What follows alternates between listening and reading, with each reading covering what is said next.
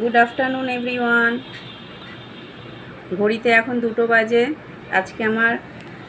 আজকে যেহেতু সানডে, সেই জন্য মোটামুটি আজকে আমি তাড়াতাড়ি শেষ করেছি। ছেলের পড়া থাকে তো রোববার দিন, ওই জন্য আজকে করেছি। এদিকে গরম ভাত আছে, একদম গরম ভাত। এদিকে অল্প করে উচ্ছে আলু ভেজে নিয়েছি।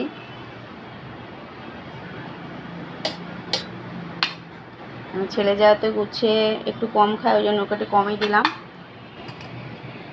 আর এদিকে একটু লাল শাক করেছি বাদাম দিয়ে, বাদাম বড়ি দিয়ে লাল শাকটা করলে খুব ভালো হয়। তা আজকে বাদাম দিয়েছি, আজকাল বড়ি দিইনি। আর একটু কাঁচা পেঁয়াজ ওপর দিয়ে দিয়েছি।